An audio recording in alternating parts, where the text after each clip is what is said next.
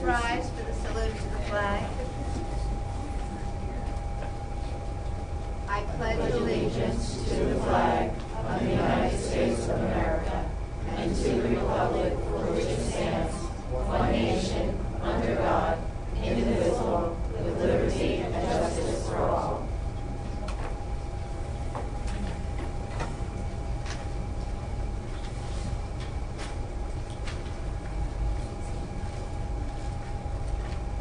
The first guy.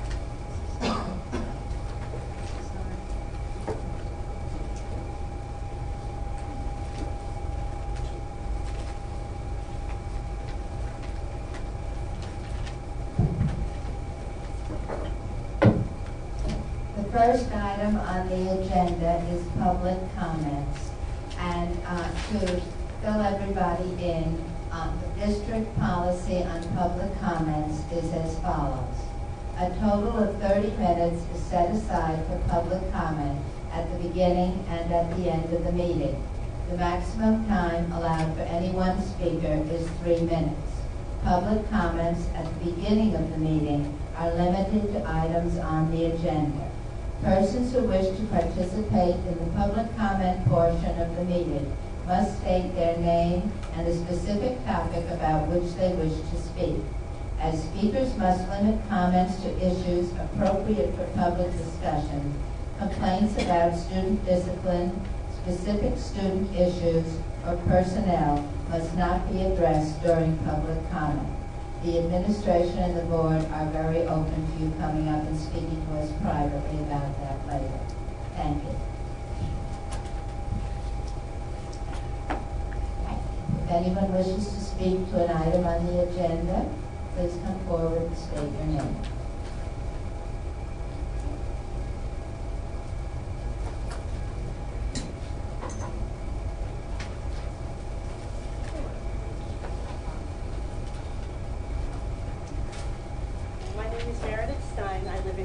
East Fishkill. Oh.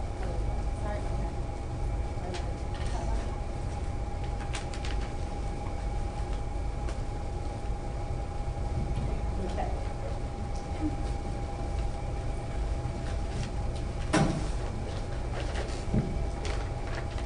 My name is Meredith Stein. I live in East Fishkill, and I actually wanted to speak tonight regarding the superintendent's report and something that I think would be helpful if it was included going forward. As you know, back in March, the board approved grade configuration, which impacted over 600 students and many teachers in order to have some consistency.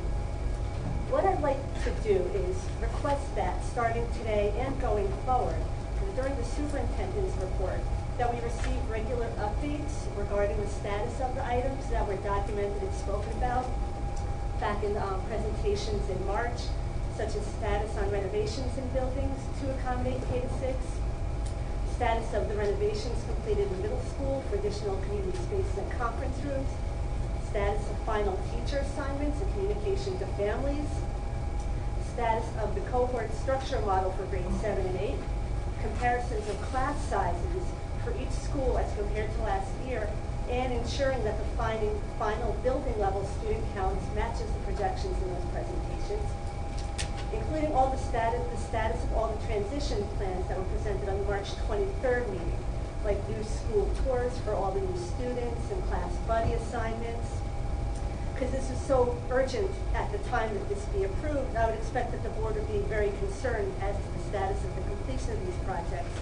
And providing regular updates during the superintendent's report can help in achieving transparency and maybe start building back some trust in the district and help ensure that all related projects are completed on time, and that individuals are also held accountable for the commitments that they're made.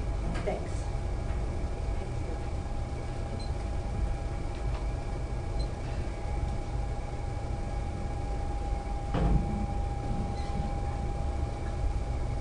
Ed Sloshower, Town of East Fishkill. Good evening, Board of Education, Superintendent, Administrators, and community members.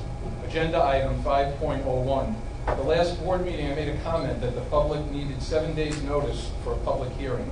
The superintendent corrected me by stating only 72-hour notice is required. He was correct. But this can be interpreted in a different way. According to notice of meetings on the Wappinger's policy manual, district clerk is to email notices of meetings to newspapers of the district, town halls of the district, and post on the district website. Posting to the district website was done for the last meeting. The reason I bring that up again is due to the fact that we added a public hearing for the code of conduct for that. But it does state when a meeting is scheduled less than a week in advance, the board shall provide public notice to the extent that's practical. Said notice shall be conspicuously posted in one or more designated public locations and on the district website. My whole point last week is that the public hearing for code of conduct was jammed in behind a board meeting. I don't feel sufficient time was given due to the fact that it was the middle of the summer and most of the community was away on vacation. Agenda item 6.01. During the presentation, can we get a confirmation when all COs will be issued on new structures that were built? Also, have we resolved the water issue at the new bus depot at Fishkill Plains? Have we hooked up the water line from the town as of yet in order to wash the buses? Also, does the washing system have to be approved and signed off by Dutchess County? I would also like to see a scope of repair work that still needs to be done throughout the district, along with an estimated cost that the taxpayers have an idea what still needs to be done and at what cost. A 5-year projected improvement plan would give the taxpayers a better understanding as to future costs and how can we address these needed repairs and prioritize them. Agenda item 7.06.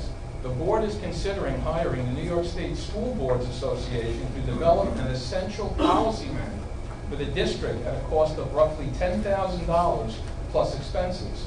Some board members protested when the superintendent suggested spending $5 to $10K on a transition consultant for the redistricting plan. Goals and objectives, community relations, board governance, administration, etc., which this board and past boards have repeatedly violated.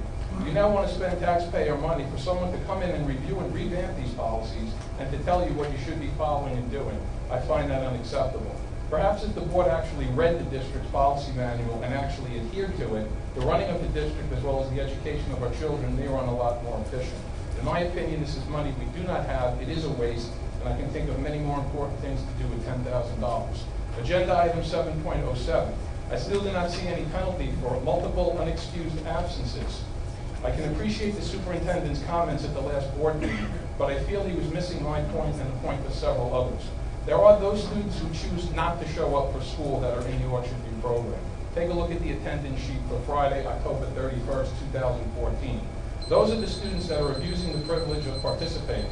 Those are the students that need to be removed from the program for the good of the students who want to be there and their degree, to get their degree or to work themselves back to their home school. Also, if a student misses an excessive amount of days, then how are they expected to master the material in order to pass their particular class? When does it become the responsibility of the student and their parents and guardians? The school district is not a dumping ground or a babysitting service. You either want to be in the program or not. Make a decision. Effective leadership sometimes calls for tough, hard-line decisions for the good of everyone, not just decisions for select individuals.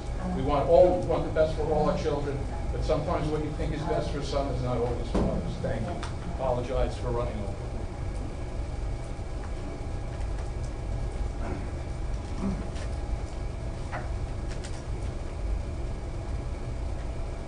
I live in East Fishkill, and my name is Fred Jones.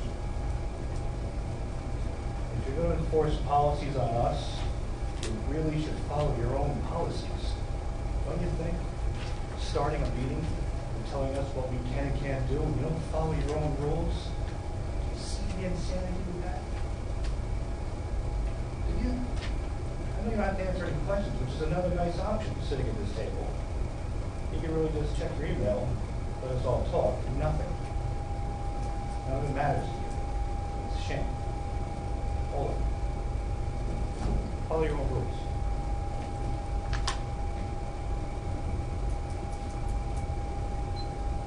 You got my 30 seconds there.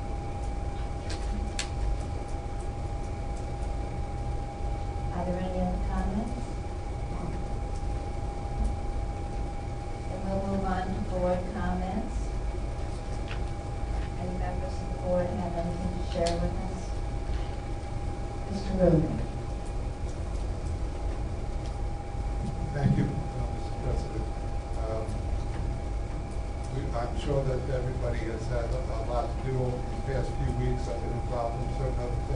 but just some of the things that have been involved in, pertinent to tonight's meeting. I've been involved in the capital improvement meetings that we have. I've also gone to a similar type of committee, but the Facilities Advisory Committee for BOCES. They are looking to reconsolidate space that they have there as well. Had the opportunity to go to the Little Doctor's Blood Drive at Wapages Junior, although I was not eligible to donate blood specifically. And I did stop by the Oak Grove School just to check Mr. Superintendent on their, I guess you call it the curtain, the drapes that they have in the cafeteria. I know they're going to be clean and fireproof, but if we could look at something to see about their, the conditions of those, if we can get something better, that would be great. Thank you.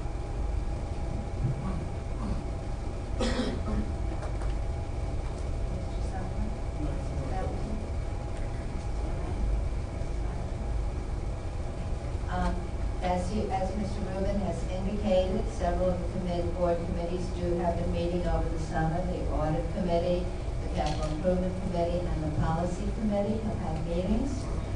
This afternoon, I was contacted by the Wapages Falls Civic Association to inform me that an RCK graduate, Noel Justiano, is going to be awarded a $500 scholarship from the Wapages Falls Civic Association, and the presentation will be made tomorrow, Tuesday, August 25th at 5 p.m. at the gazebo in Bassett Park. So if any members of the board would like to come with me, you're all welcome. And the public also. Thank you. Superintendent's report.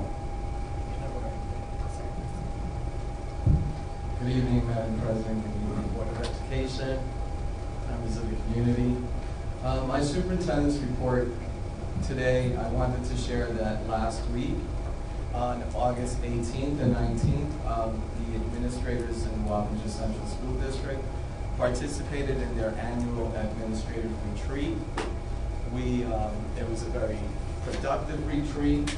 We really talked and focused on getting back to what we believe in, which is making sure that we promote student learning and create an environment that's engaging as we contend with the new Regents Reform agenda and we work through Education Law 3012D that we will have to implement this school year if we're not granted a hardship waiver.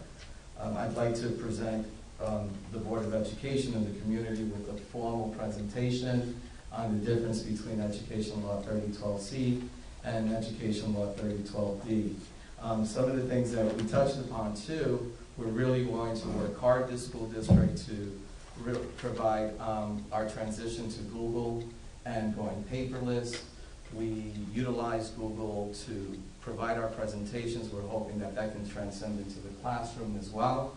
We talked about the strategic planning, and we looked at what the administrators and finding out from their communities exactly what goals should we set forth for this coming school year. And I look forward to working with the Board of Education during our retreat to review our strategic plan and how we move forward, and really look at some of the items that are really pro-student and really talk about promoting our school district and making things better for our students.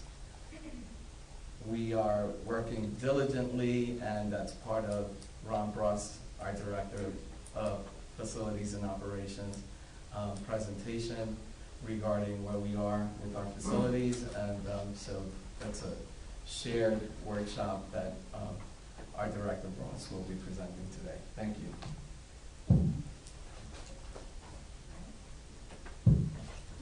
That leads right into our capital improvement accomplishments for the past 5 years, presented by Mr. Ron Bross, Director of Facilities and Operations. Good evening, everyone. As you're well aware, the 5-year building condition survey from 5 years ago addressed at $98 million worth of need. The 5-year building condition survey, which is required by state education, has already started for this next 5 years, so we started that planning. We'll also include a 5-year plan this year. I have extra copies of the projects that were complete or near completion. So I don't want to run right down through these. I believe everyone's got a copy of the board desk there. So we can move right on to the next. Go right through We're that. seeing here what you got on screen. Yeah, that's what I got on the screen on both, so. This is Royce and Ketchum. We, dire need of a roof replacement, which we did. During the process, state ed requires, I'll go to that point. For snow load purposes, you see along here, snow load gets filled up through here, so we had to do reinforcement of steel. So that was completed, and the new roof was installed, as you can see on the bottom side. We'll go to next. Also at Royce E. Ketchum, we did new bleachers. Again, the old on the top, the new on the bottom. Go right next. Conversion of natural gas. We are now commissioning the last two buildings, Kinnery and Evans, for natural gas. All your buildings will be on natural gas. State ed requires us to have a dual fuel capable burners. So we can either burn fuel oil or gas, depending on what's cheaper. So right now we're on gas. Window work is just started at Ketchum. We're planning on being done by late October. All right. So by late October, we should finish Ketchum. This is one of the $100,000 projects from last year that you approved. The athletic fields had no backflow prevention protection, and also in the Ketchum High School had no backflow prevention. So this is our new backflow preventers. This is a heated cabinet, so it's maintained with heat over the winter. And it's at the corner of the soccer field. John Jay High School, we did the cafeteria windows at John Jay. We did the track. We did a lot of storm drainage work, and it seems to be holding very well over there. And we did new gym wall pads. This is the old boiler room on the left, the new boilers on the right. Again, they were natural gas already, but we updated the boilers. This is my favorite $100,000 project. This was the old Mr. Shoecat, Dr. Shoecat. His famous house that he always was upset about because it was smell. We got rid of the smell for him. It was the old sewer pump station. And down here on the right, a nice little control panel. That's what it turned into be. No more over, right? I'm happy. There you go. Also at Van Wyck, we did new gym wall pads and we did new gym bleachers. You have the old up top and the new on the bottom. Van Wyck, we also had the roof issues there, as you see on the top. Again, the two areas here, we had to put reinforced steel for the snow loads that state ed requires. Van Wyck, we just started the process of the new windows. The old windows are on the top and show the opening, and then the new windows are on the right-hand side. Van Wyck also, during the energy performance project, was the old boilers on the left that we already demoed, and then the new boilers on the right. Again, that was one of the first buildings that we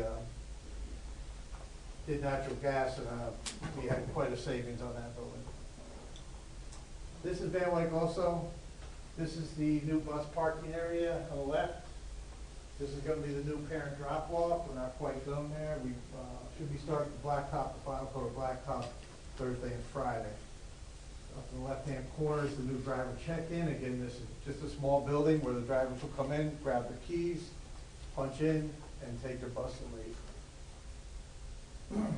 This is my favorite. This is the old bus facility. This is the moldy where they used to do the repairs. And down on the bottom, there's a new bus facility in operation. We are fully operational there now, and we have our COs from the driver check-in and the transportation facility from the state ed. This is a floor project at Myers Corners. We did both cafeterias. Again, the abatement of the floor tiles on the left, and then the roof tiles on the right.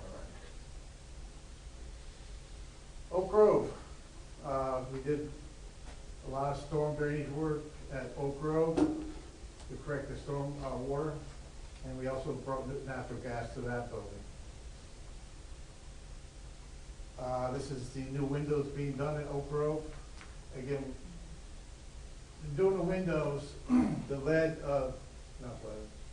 the asbestos is in the caulking, so we poly the inside, poly the outside, remove the windows, and it's all monitored by Quest Environmental, so it's done properly.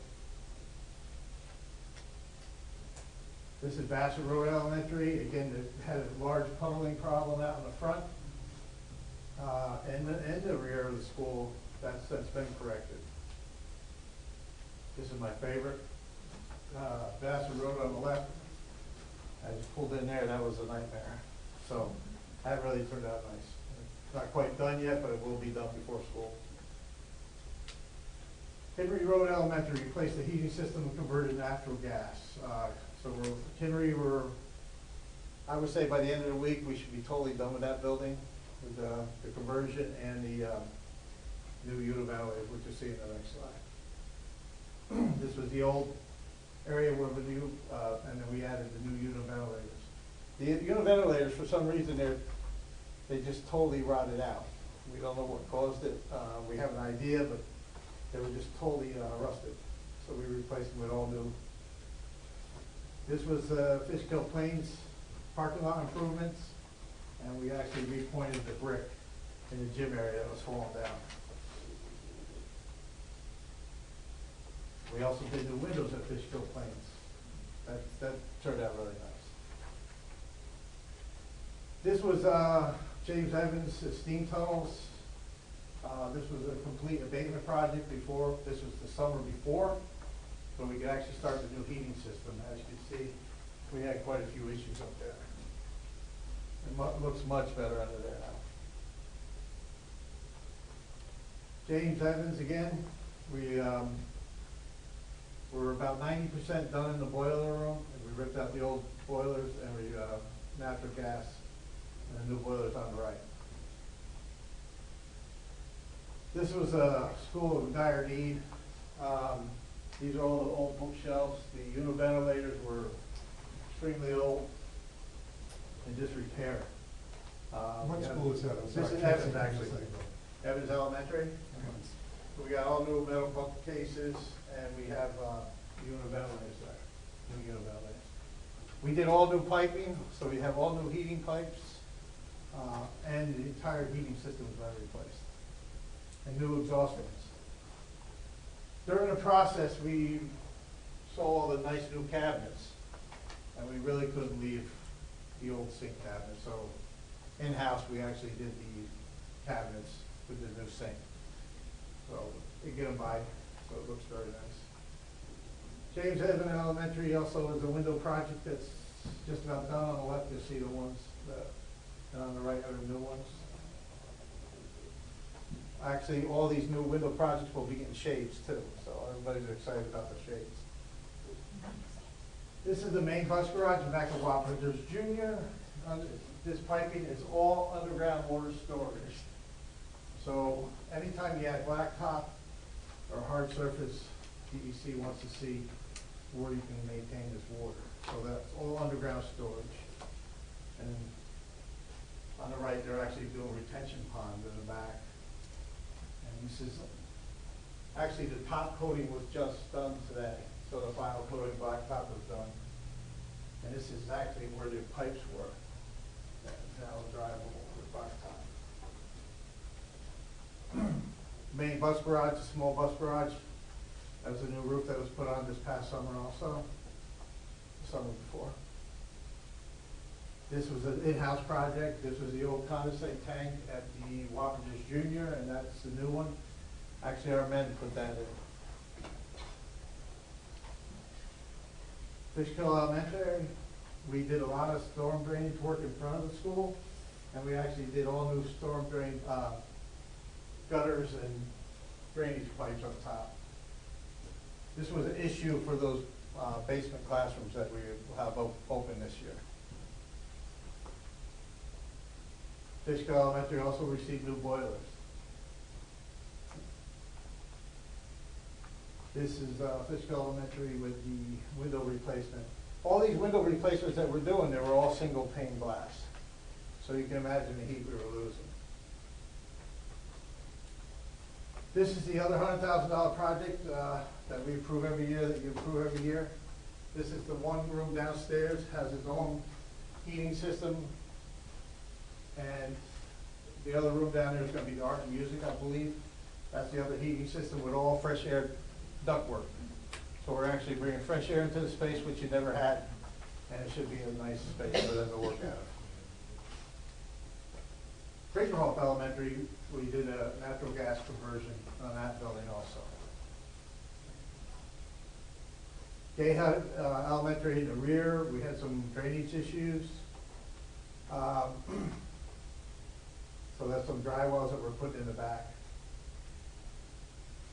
During this process, which you'll see in the next year, 5-year building condition survey, we found that the roof drains evidently must have collapsed further different dry wells collapsed. And they just brought the roof drains out and they're drained into the ground, so we'll address that next year or the following year. Gayhead Elementary, this was another $100,000 project. We did a new sewer line and a new gas service. Chief Road Elementary, actually we just finished this week, but not enough time to get a picture. These are all dry wells out in front. They've been replaced, so you shouldn't see any more orange fence. As you know, this is central office. Our men did the interior finishes. It was, part of our piece. We did all the carpeting, the painting, and the construction was done by the family. This is Orchard View High School. Again, that's the beginning process. And down is there, their classrooms. I'd like to thank everybody for the support, the community for the support of this $38 million project. Hopefully, I believe it turned out very nice. It's very nice.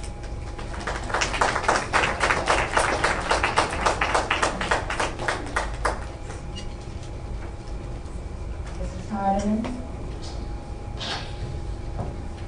First, I'd like to say thank you to the Capital Improvement Committee and to Mr. Bras for spearheading all of these wonderful things that affect our students. And I just wanted to clarify, if you could, you mentioned a couple of $100,000 projects that we've done one each year, and why we include that in the budget for our State Education Department actually tells you they look to do these, try to budget these $100,000 projects. So these are little items that we can get done on an annual basis where they don't turn into a big project for them. So every year, for the past 3 years, I believe it is now, that we've done $100,000. You put in the budget for a $100,000 project, we take off these little projects that we can do under the $100,000, and we still get our state aid for it. So we do get 55 cents on a dollar. Right. So we get reimbursed a certain percentage of that money if we do a project of that size. Right, and it's a fast track project, so it's a short-term project. The money comes to us much quicker. Thank you. Mr. Rubin? Thank you. I've had the pleasure of working with Mr. Rose on that Capital Improvement Committee, and I'd like the community to know what type of effort that he has put forth, because there are times that I know that he is, it seems to me, he spent 24 hours a day on 15 different projects throughout this district. It's been a tremendous undertaking, and wanted to thank you for overseeing this. And the community should know that I believe that even though we have this tremendous capital improvement project that I believe we're in the second year of this, I think we really only just scratched the surface, and that'll come to light in the next 5 years. Yeah, absolutely. I think you'll see that, we should have something to the board by the end of October, 1st of November, for the 5-year building condition survey, along with a 5-year plan. And I think you'll see that, it is just a scratch of the surface.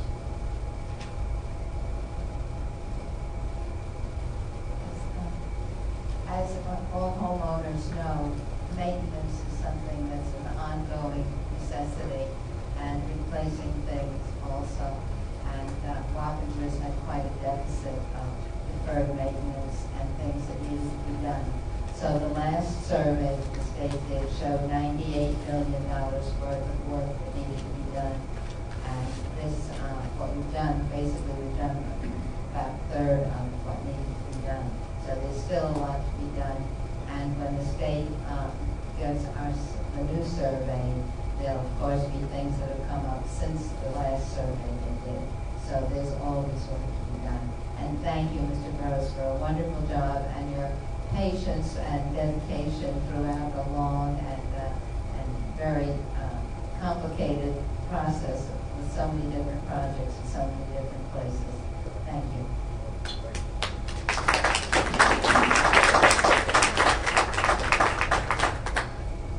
Also, thank you to your staff, because I know that they all work very hard for you. If it wasn't, honestly, I gotta give them credit too, because if it wasn't for the supervisors and the maintenance, custodians around, and the girls in the office, we wouldn't, you end up doing a construction manager, cost you several thousands of dollars, and they just picked up the slack, so I give them all the credit.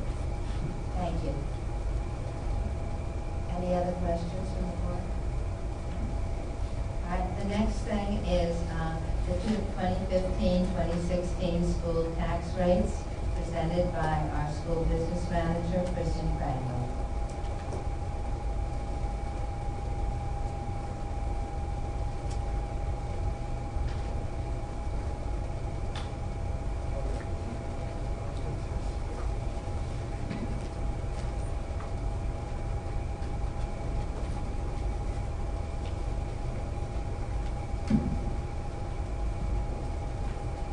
So this evening, first of all, thank you very much for taking the time to entertain the discussion of the 15-16 tax rates for the Wappinger Central School District. I truly appreciate it.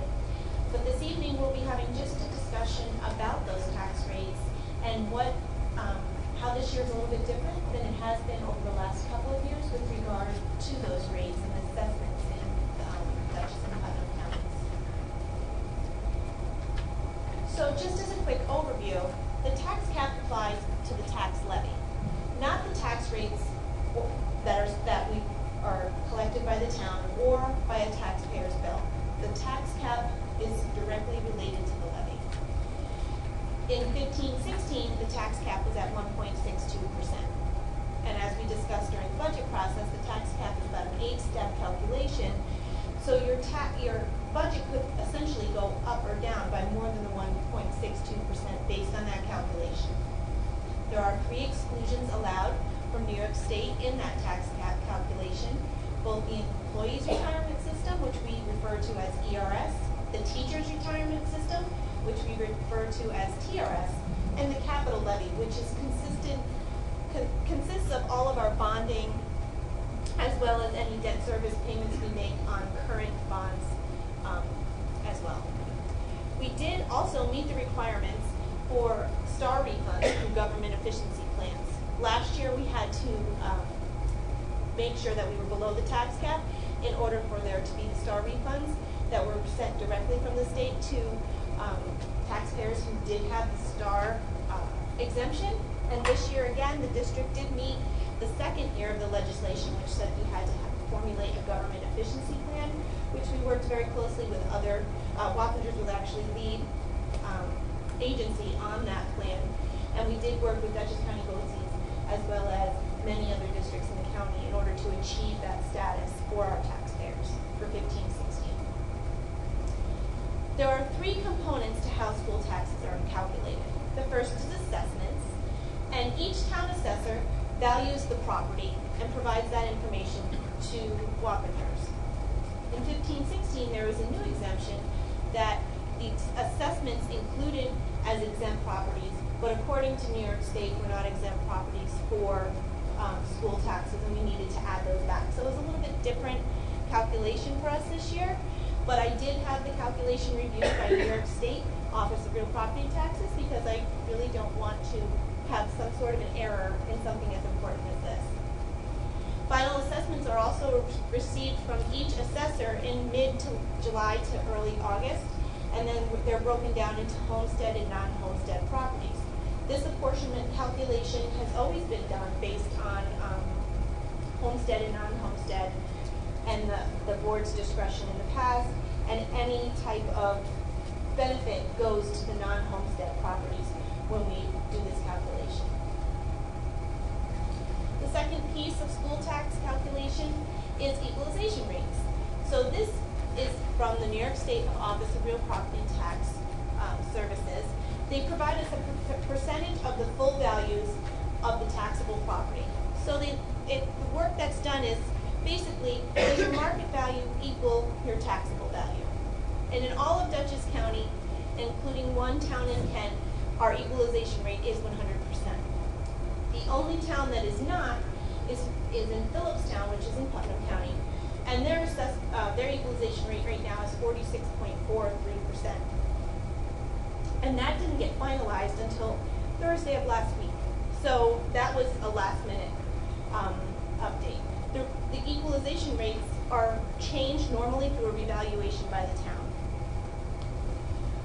The third piece is the tax levy, and this is the total amount of money to be raised by the school district after all other sources of revenue are identified. So that's our tuitions, that's our New York State aid, that's any interest miscellaneous earnings that we have.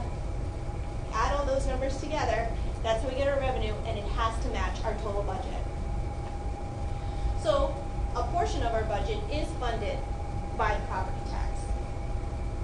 And the tax cap legislation, as you've heard us say multiple times, is that has really added a challenge to our whole budget process. It basically flipped the whole way that we prepared the budget, because now you knew what your revenue could be. You're now plugging in backwards to see what your budget can be, and you can meet all of your needs for your students through this process. So when we were talking about the budget originally talking about the levy during the budget, we had projected a 1.26% increase for the 15-16 year over 14-15.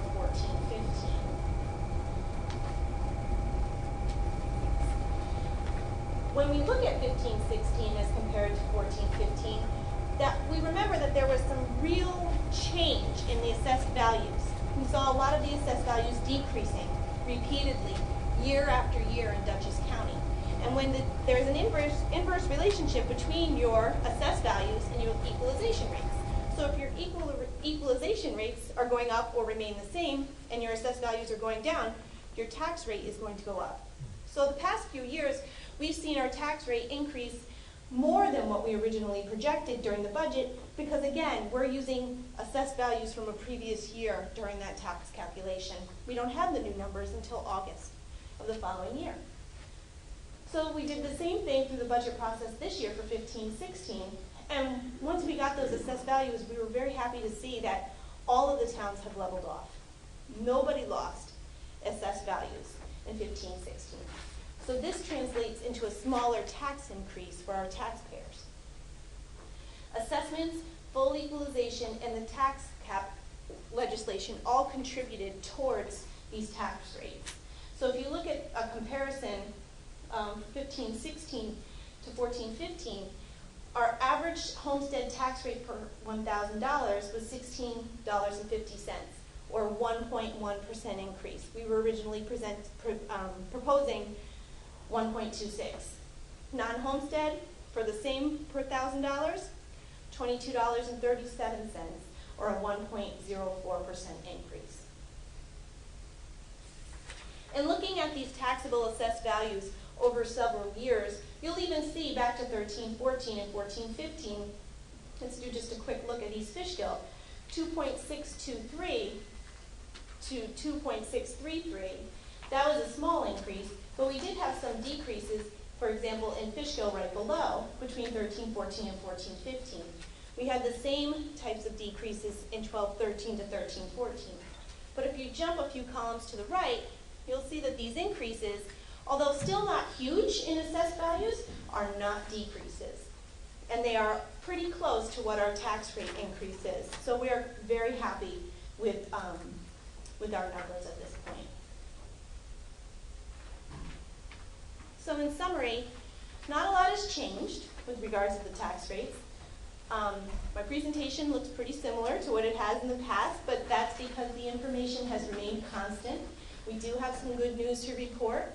in that the assessed values have leveled off to some extent for Dutchess County for the most part. Putnam County is not as well, but they're getting closer. And we will continue to work hard to make sure that we are preparing a budget that meets the needs of our mission, that meets the needs of our students, and meets the needs of the Board of Education, as well as being compliant with New York State. Thank you very much.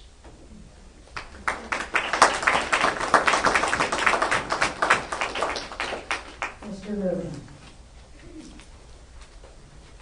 Thank you. Mr. Crandall, this is a tremendous amount of work, and especially, I can tell you as our representative for the BOCES board, it can take some doing working with BOCES, so it is a lot of work. I do have one question here, and I think it's a fantastic presentation. You talk about our assessed valuations on the towns. I notice you have in here a comparison for each of the towns in total year to year, and what the changes are in the assessed value year to year. Do you also see this on individual properties?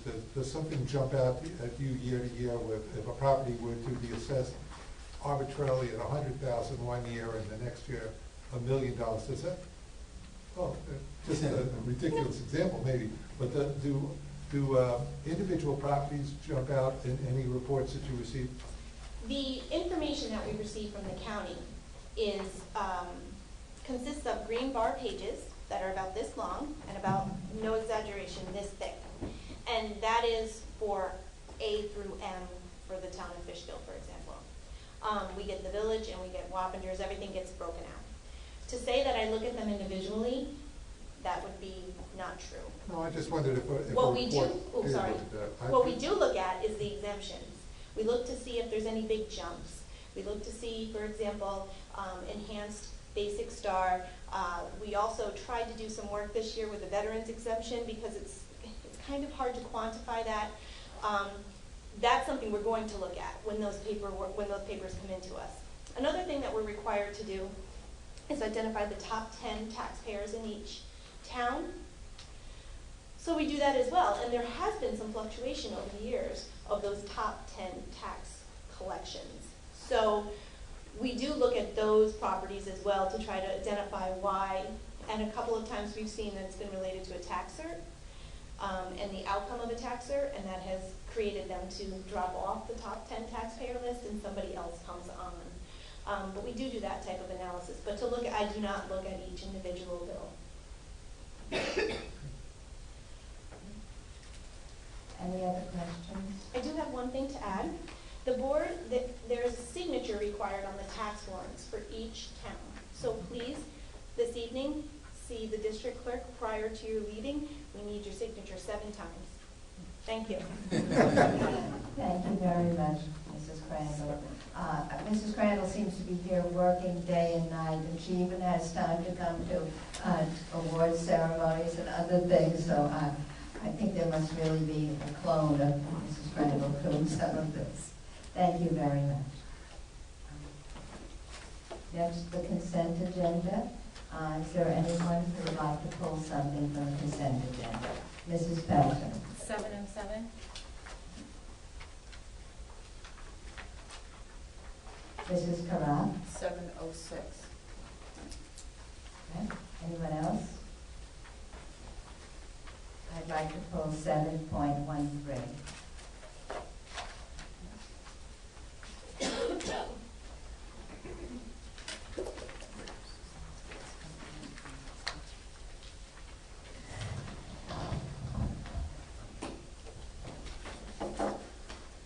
Resolved that the Board of Education does hereby approve the following consent agenda items as stated. 7.02 with addendum, 7.03, 7.04, 7.05, 7.08, 7.09, 7.10, 7.11, 7.12, 7.14, and 7.15. So moved. Second? Mrs. Corral? All those in favor? 6-0. That was included.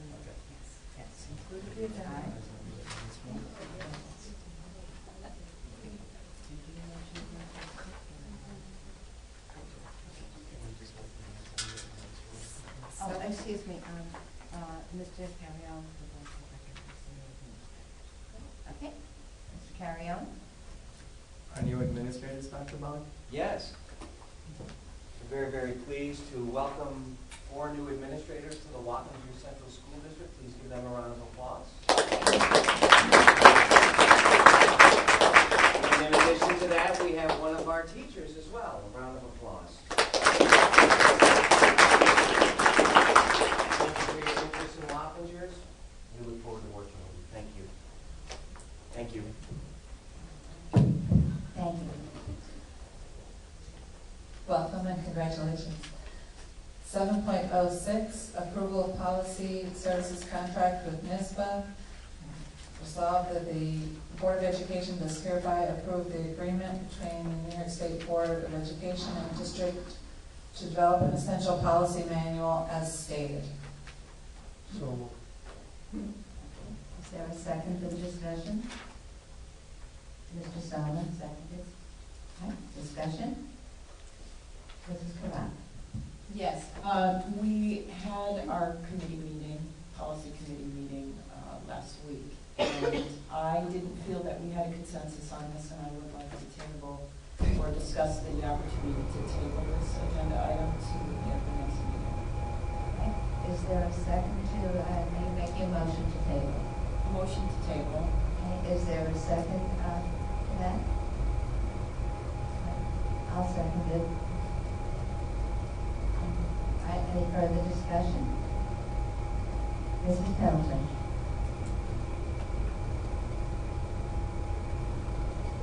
I would just like to know what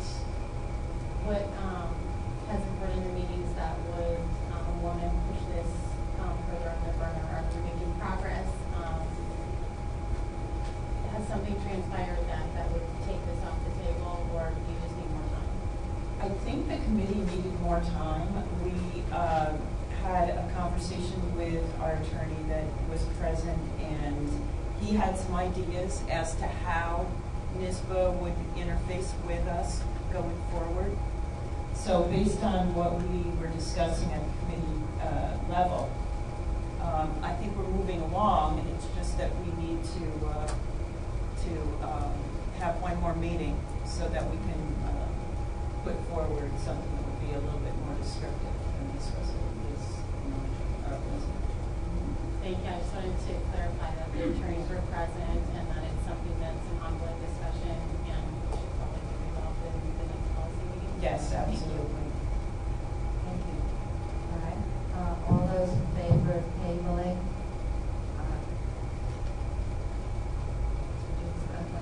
We have 7.06. Please raise your hand.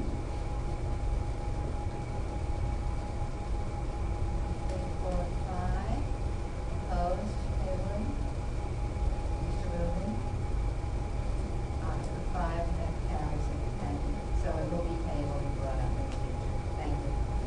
All right. 7.07, approval of the revision to the alternative high school charter. Resolved that the Board of Education does hereby approve a revision to the alternative high school charter as stated. Okay, motion to discuss. Mr. Rubin? Second. Mrs. Karan? Discussion? I have one question and some significant concerns regarding this policy for the alternative school. My question is, what research and data and evidence was used to determine that this was a successful policy for an alternative high school?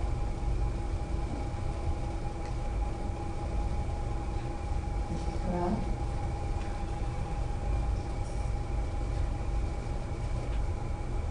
I'm happy to move on to concerns. I don't want to put anyone on the spot. Right, The two intention- members of the committee are not here. So, the concerns following that is,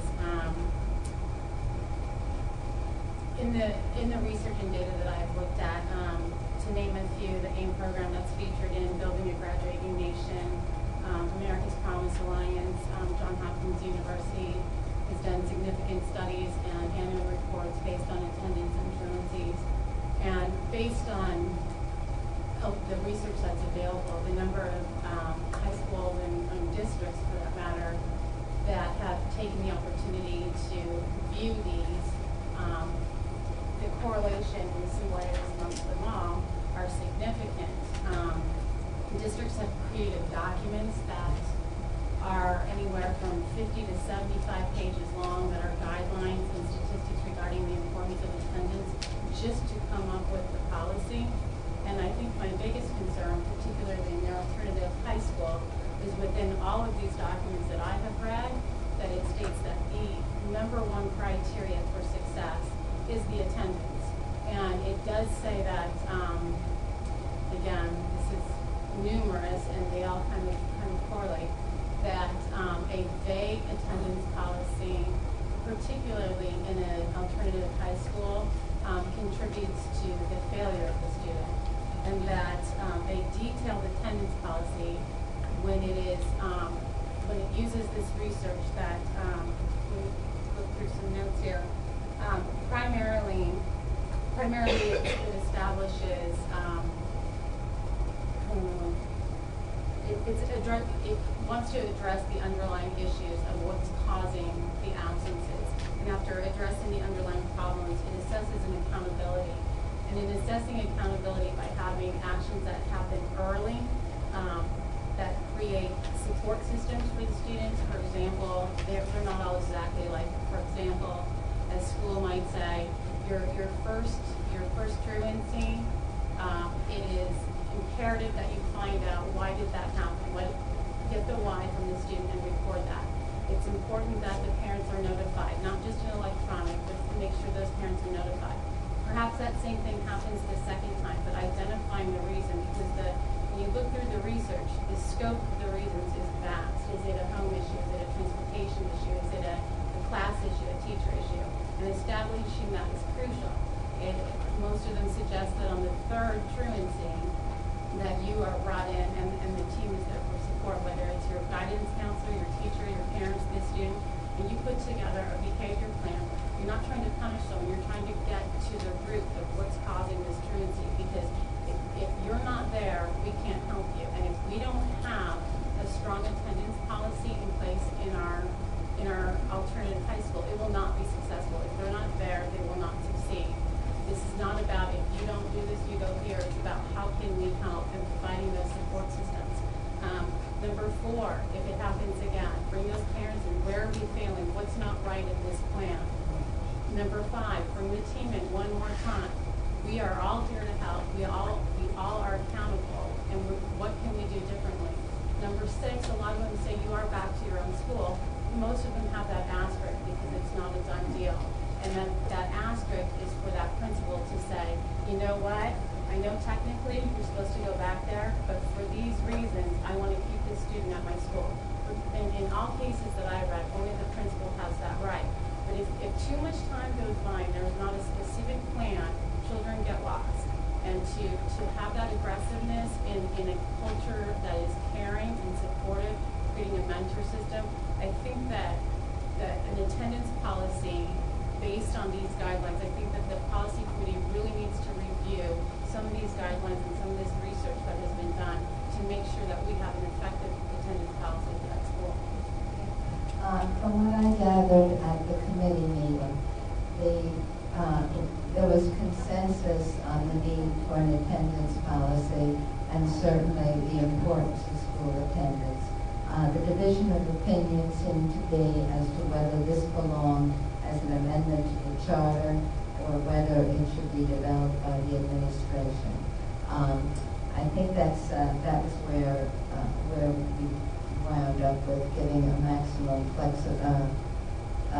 coming together on a maximum flexibility. It was, I don't think anyone felt that there should be not be a strong attendance policy and specific. The question seemed to be where that should be, where that development should lie, whether with the policy committee or with the superintendent and principal of board review. Yes, Mrs. Corral. Okay. The committee felt that the code of conduct that is applied to the other high schools is a more appropriate focus. Instead of having the alternative high school have, we were discussing truancy and whether or not this is something that we would want to put in a charter for an alternative high school, as opposed to allowing the code of conduct as it's written and as it applies to the other two high schools. This is our third high school. And I think the consensus at the committee meeting, correct me if I'm wrong, was that we felt that we wanted to let the code of conduct that's currently in place stand and give it a chance to work. We also discussed whether or not, as Mrs. Kellen was talking, that it may not be appropriate to be put in a charter for one high school when it really should be applying to all three. So we arrived at consensus to modify it with that simple language at this point, knowing that we can always return and revisit it next year. The code of conduct is what we should be allowing to work, whether we're talking about John Jay, whether we're talking about Ketchum, or whether we're talking about the alternative high school that we have. So that was pretty much where the discussion was leading. Mrs. Belton. Well, I understand that. I believe that the charter has already been approved and that this was attendance policy that the policy committee was looking at. I'm not suggesting, but I'm not opposed to whether it's a policy that applies to just an alternative school or all the high schools. What I'm suggesting is there's been a tremendous amount of research done about what is successful in limiting your truancy and therefore in increasing your graduation rates. And I don't, when I look at other schools and how they've reached their opinions, I think that there's a considerable amount of research that needs to be done before changing an attendance policy.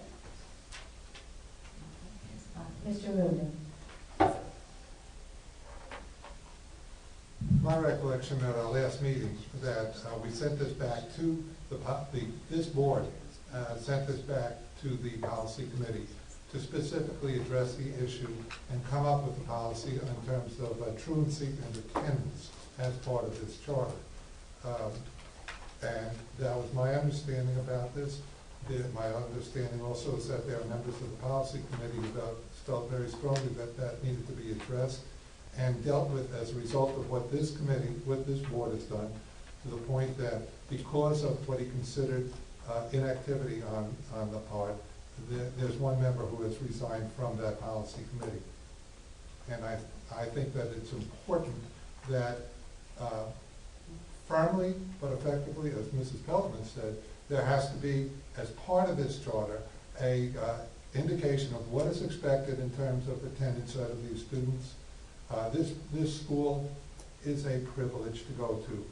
It is not that education is being denied to any students, but this is an expensive alternative that the district feels important to offer to the community.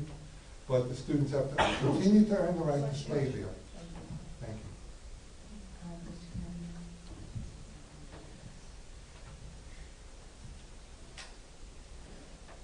you. Listening to everything that is being said, I did say the last time, and I'll say it again, I don't think attending Orchard View Alternative High School is a privilege.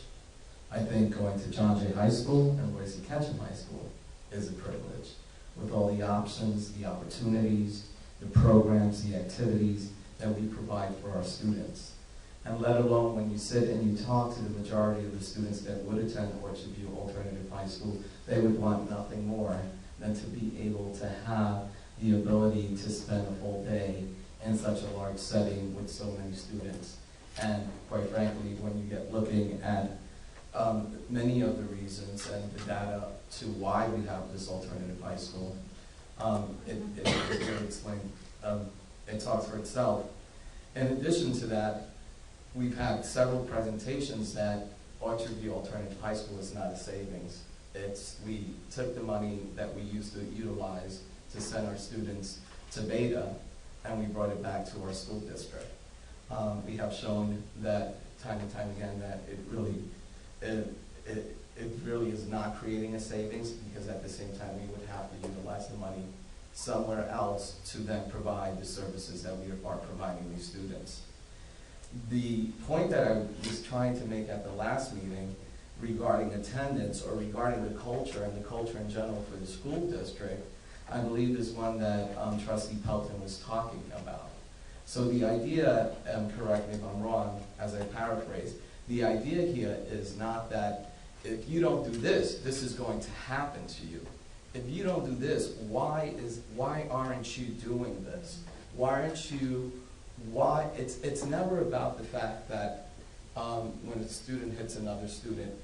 I often think about those stories of parents who cancel their trips to Disney World, and they hold true to it. They say, if you don't behave, we're not going to Disney World tomorrow.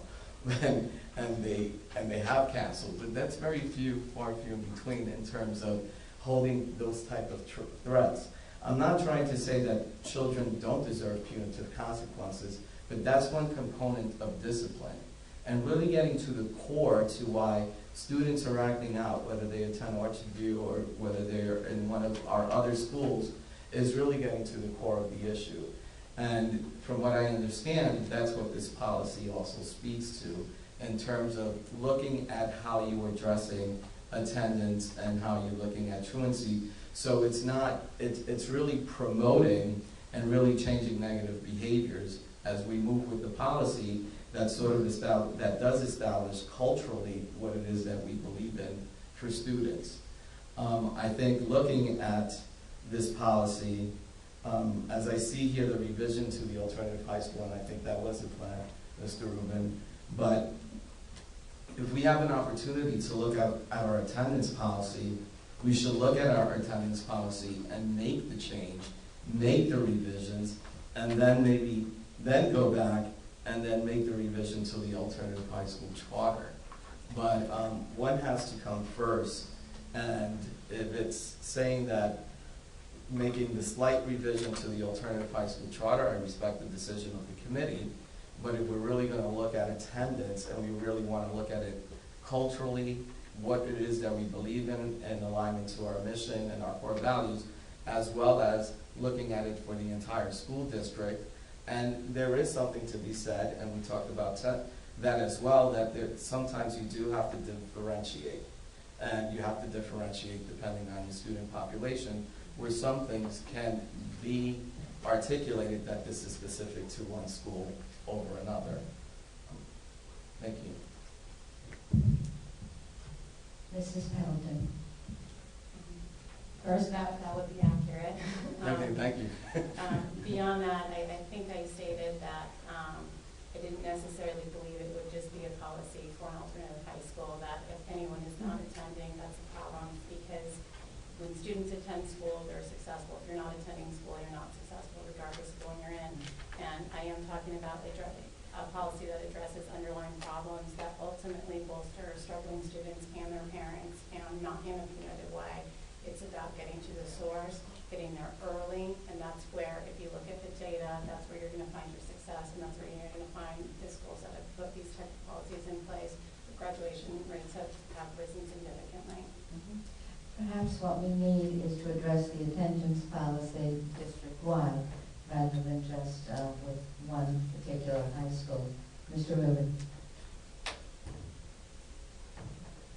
Standards are set for students all the time. And whether it's 65 for passing, that's a standard. Attendance is a standard. Attending this school, I'm using the word privilege differently than you are. Okay.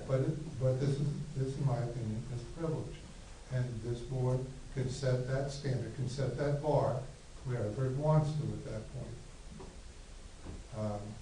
And I thought that was the opinion of the majority of the board at the last meeting, to direct the policy committee to review that bar and to then make a recommendation to this and to this committee as a whole. Because I think, if I recall, last meeting we were talking about 20 truancies or 22, which is the equivalent of a month, a student month That is a lot of days. If I can just say, I just want to bring that up again once, because that was pulled from the charter. That was clearly explained that in order for us to be able to work with outside agencies, that is the only time they will take a case.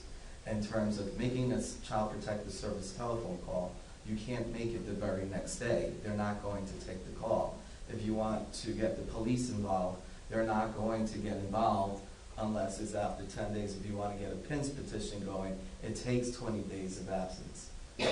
So it wasn't about indicating that that's a different, that's something separate from all the proactive measures we would take to try to rectify attendance. And that's why I said immediately, let's just remove this from the charter, because this is really trying to explain how we can get outside agencies to partner up with us and work with individual students and families.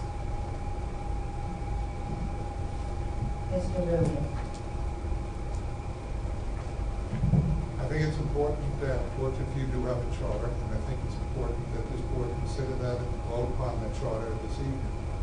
And my inclination is to support that piece. I will say that if and when this charter is approved fully this evening, that I will be submitting a request on a quarterly basis, just so that the board is aware of what's happening there. And I'll give further details of the request at a later point, where the board be given information for Orchard View, and that the superintendent's discretion for other schools that we play as well. The attendance factor there, the average daily attendance, truancy, the absences, but I'll go into details on that later. Mrs. Harden. I apologize. This is just for clarification. The revision, this charter was approved at the last meeting, by my understanding and my review of what transpired there.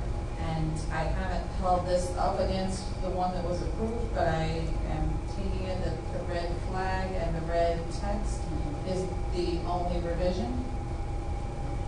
Okay, thank you. Just need to make sure I'm understanding correctly. So the charter is in place. Mr. Rubin, is that your understanding? We're hereby approving the revision. Yes. Mrs. Pelton was talking about the 10th. Well, the attendance section has no revisions. It's only the discipline and professional environment section that has a revision. To my understanding of what I read here. Mrs. Pelton. I would just like to add, or this discussion about the difference in the schools. What does differentiate Orchard View is it does have in those policies a number where you return to your home school, and again, at the discretion of a principal, and that allows a principal to determine whether or not that student is making progress there, or if it's really not working. And so that is where it does differ from other schools. Any other comments, questions? All right. Are we ready to vote on it then? Right.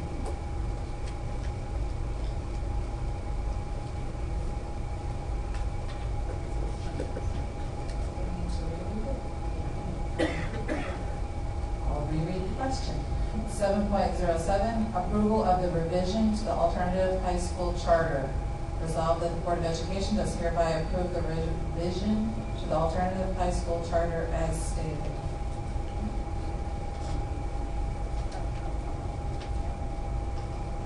The revision is on page 10 in the section Discipline and Professional Environment. At the bottom of the section, if the student does not abide by the code of conduct, at the principal's discretion, the student may be returned to the home school. We have a motion. I think that we have a motion and a second line discussion. All right. All those in favor of this addition to the charter? 6-0. Thank you. 7.13, approval of minutes, August 12th, 2015. Resolved that the Board of Education does hereby approve the minutes of August 12th, 2015 reorganization meeting as stated.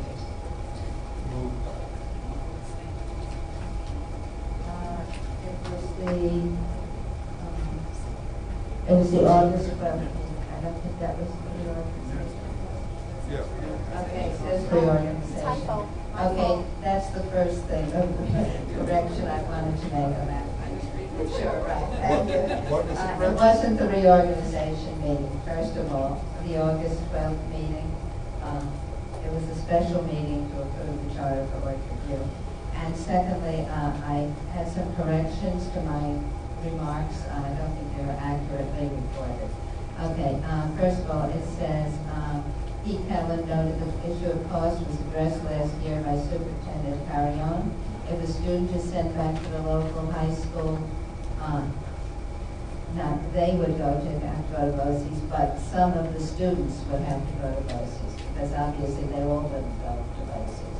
Just some of the students at Orchard View might have to go to BOCES programs, Beta, or some of the others. All right. Next correction. Then on the last next to the last sentence, real world situations are varied. That's what I said. And then the last sentence, it is more important that the penalty is sure than that it is severe. Okay, thank you. So we have a vote on the corrected minutes. Okay? Yes, all in favor? 6-0. I didn't get the motion in a second. We made a motion. Oh, I'll make Mr. the Rubin, motion. motion, second. Second. Mrs. Pelton, all in favor? 6-0. Thank you. Do we have to do that in steps, Ms. Faber? We had the approval of minutes As as a amended. motion, but then did we have to move an amendment and approve the amendment and then approve it, or did we? I did it as we were one. fine? Okay, and that was, we're okay? Yeah. Just Yeah. double checking, thank you. I think Robert's rules usually minutes corrections. For the minutes, are yeah. just the corrections. Right? Thank you. Make sure we did it right. Right, thank you very much. And American, I don't think they always need a motion for that. It just needs corrections. That's the latest version of Robert's rules I read. But that's all right. We'll do it, make sure we dot all our i's, cross all our t's. Okay. All right, new business. 8.01, establishment of a capital budget for the Fishkill ventilation project. Okay, recommended action. Whereas the district appropriated $100,000 in its 2015-2016 school budget for capital construction projects, which was approved by the voters on May 19, 2015. Whereas bids for this work were advertised on May 8, 2015, received and publicly opened on May 29, 2015. Whereas budgets for this project have now been estimated by the district's engineer and construction manager working with various district representatives. Therefore, now be it resolved that upon the recommendation of the school business manager to the superintendent of schools, these projects be authorized as estimated and recommended by the district's engineer and as contained herein. Fishkill Ventilation Project number 132-101-06-0005-018. Account number, description amount, H1621294 0005018, plumbing, $89,000. H1621. 89,900. Excuse me? 89,900. Oh, sorry, thank you, Mr. Rubin. $89,900. H1621246-0005018. Survey engineering fees, $10,100. $100,000 total. Do we have a motion? Mr. Rubin. Second. Mrs. Pelton. Discussion? 6-0.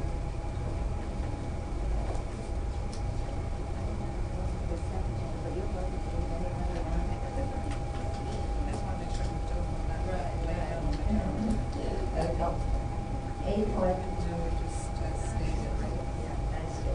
8.02, approval of the 2015-2016 tax rates, which we just was explained by Mrs. Randall.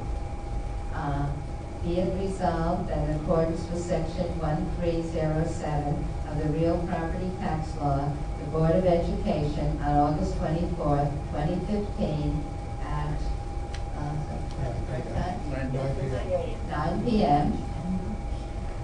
authorize the district clerk to certify to the chief fiscal officer of each town listed below the amount of 2015-2016 school taxes to be levied on the real property located in that portion of the school district. Be it further resolved that the Board of Education authorize the district clerk on August 24th, 2015 at 9 p.m. to certify to the chief fiscal officer of each town listed below the amount of town assessors' omitted school taxes to be levied on the real property located in that portion of the school district.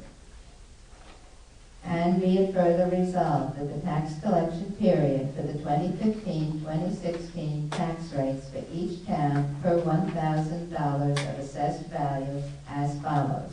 And it be further resolved that the Board of Education approve the 2015-2016 true value tax rate for the district at $17.92. The 2015-2016 tax collection dates are September 9th, 2015 through October 8th, 2015, regular collection, October 9th, 2015 through November 2nd, 2015, 2% penalty. Could we have a motion? Mrs. Karat, second. Mr. Selman? Question. Discussion? All those in favor? 6-0.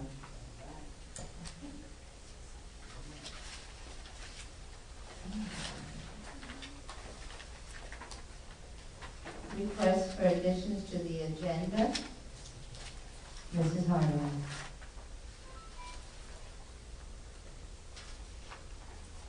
I'd like to add an item to the agenda. Can I just do the item, or do I need to get the approval to add? New business. So, resolve that the Board of Education does hereby appoint Judith Schneider to serve as an impartial hearing officer in the case of student 36601. So moved.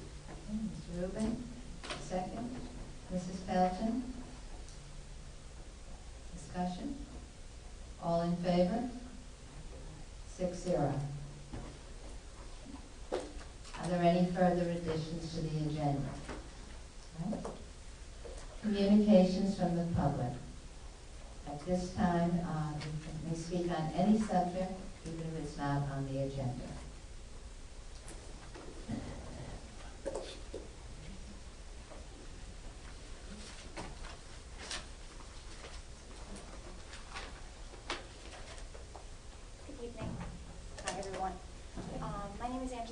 My children will be beginning at Myers this September. We were redistricted from Bringerhoff. I just wanted to bring to your attention, or perhaps it's already, maybe you're already aware of it, that classes are still unsettled at Myers. We learned last week that we'd be losing a first grade section and a fourth grade section. This is, of course, resulting in those class sizes getting larger. On the first grade level, which is what affects me personally, that's where my son is going, it's not terrible. We were projected about 18 kids per class, which was beautiful.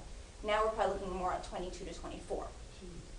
Okay? However, in the fourth grade, they're looking at closer to 28 kids per class.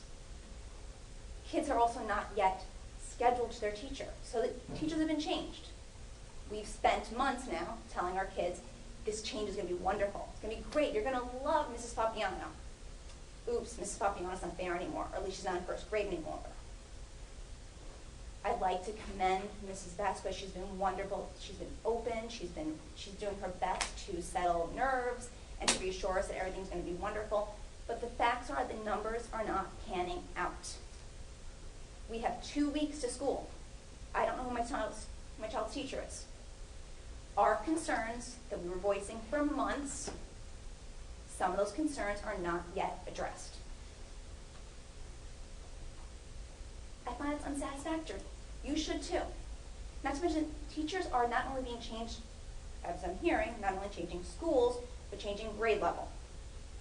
So a teacher perhaps has spent months preparing for first grade, preparing for fourth grade, and now is finding that they're teaching kindergarten or third or whatever the case may be. I don't really want my child with a teacher who's preparing for a different grade level up until 2 weeks ago.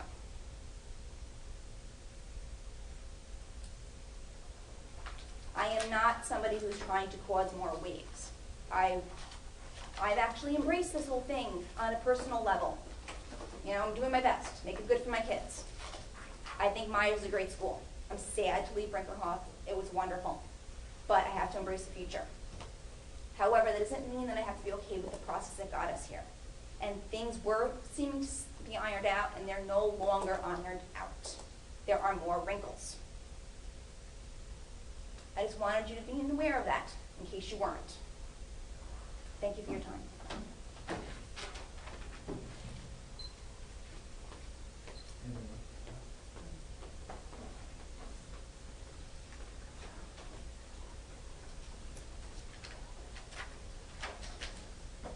I'd like to know what's working regarding the redistricting, because I remember hearing in March that the modulars had to go away in Fishkill Elementary School. I think this guy told us they were only, you told me they were only temporary.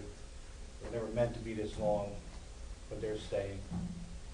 Class sizes had to come down. I know my kid, my son, and everybody in my whole neighborhood's going from 22 or 21 to 26 and 27 kids in a class. That didn't happen. The rooms couldn't be fixed in Fishkill Elementary in the basement to hold regular classes because they were moldy and the ventilation was poor. Now I see a new ventilation system up here. So I guess that changed. They were a fire hazard, I believe I was told over here by this guy. That, you know, there was a security concern because a gunman comes in, they can't get out of the basement. Or there's a fire. Just, you know, we go look at the tape. That was said. So that went out the window too. Nobody said anything about that anymore. Because I remember asking if there were a fire hazard, why are the kids in there now? There's no answer. So I'm wondering what's working with the redistricting. Is anything that I haven't heard about?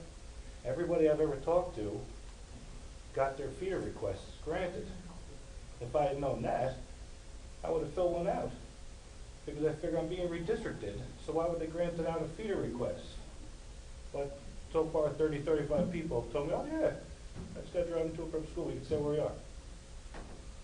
So does anybody have any idea what's going on? How many kids are changing? Does anybody know anything as a fact? Anybody? Crickets. You just don't care. I'd have more respect for everybody at this table if you just said, you know, I just don't care what you think, Mr. Resident. Give me my tax money and go about your way. That's what you're doing with your silence. You should all be ashamed of yourselves. It's an embarrassment you sit at this table.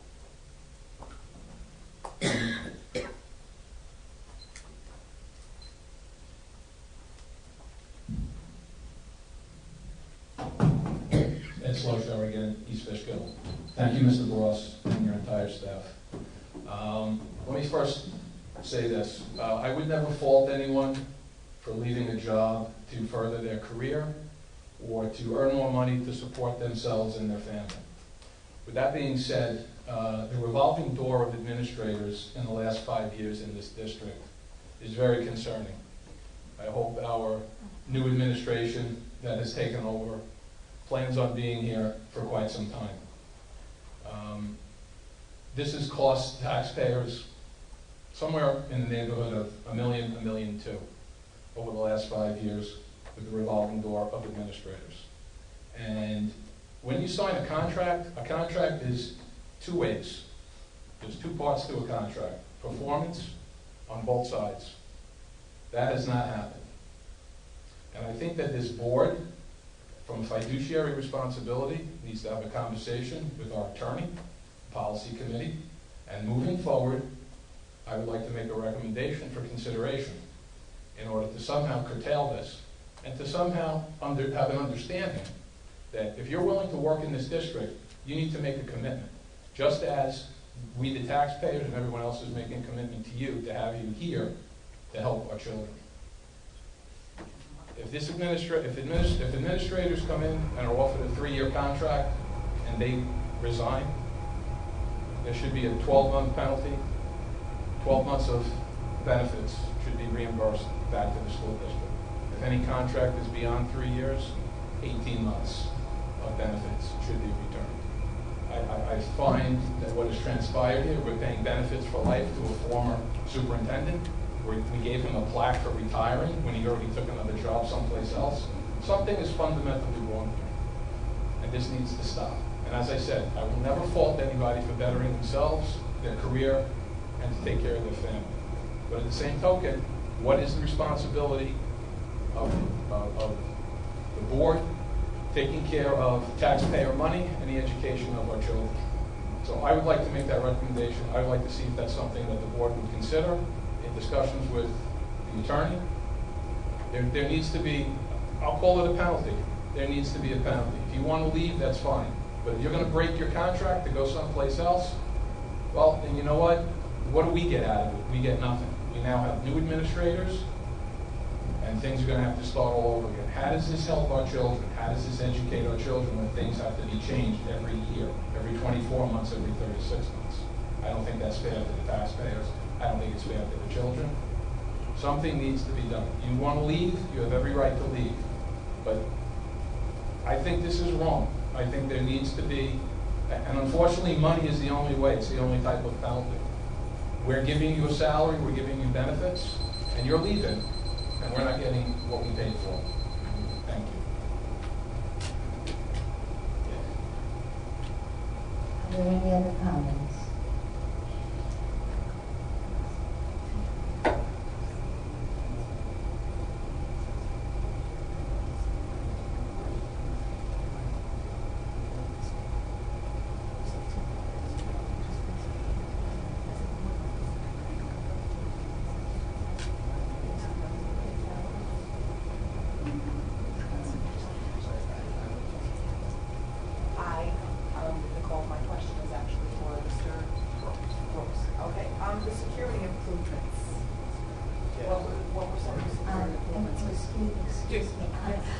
Just a little clarification. Asking individual comments of individual people, this isn't the place for it. Oh. We are working on a system. We're trying to get, people said, they'd like answers to their questions, and we're working on a system. Mr. Carrion and his staff is tackling that tomorrow, as a matter of fact, it's on their schedule, where we can respond from comments, hopefully on the website. So just as we did with the district redistricting, people can see, and the budget, what questions people ask and get answers back. That's because often we don't have the exact answer for you right there. What kind of security improvements are you looking at? But I can't tell you that because I don't know it. But after the meeting, you can go up to Mr. Gross and ask him. It's just we didn't want to put this on out publicly. If kind of puts people on the spot if they don't know the exact details offhand, and that prevents them putting something out which might not be totally accurate or might be slightly. And I think that's the main reason why we don't respond to questions like that there. But I'm sure Mr. Gross will be happy to help you if you talk to any of the administrators or the board members afterwards. Anyone's welcome to do that anytime. You're also welcome to send emails to the district office, to any of us. You're welcome to make phone calls, and we'll try to resolve individual problems or get back to you with information. That's it. Thanks. Okay, thank you. Mr. Rubin. Just before you return, I'm sorry, I didn't catch the end of his last name, which was stated here. But just a request, sir, Mr. Carrion, that her concerns seem to be legitimate to me. So just ask if you can direct your staff to make sure that those concerns by parents are appropriately and only addressed. Thank you. Okay, thank you. I think these questions that people come up with, they're probably of interest to a lot of us. So, that's the best way to do it, and then we'll all find out what the answers are. Thank you. Is there?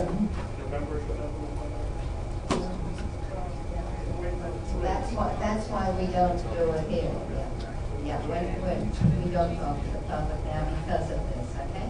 All right, we have a motion for adjournment. Mr. President? You're here, we're going to vote real quick. Okay, Teddy second. Mr. Rubin, all in favor? 6-0. The meeting is adjourned.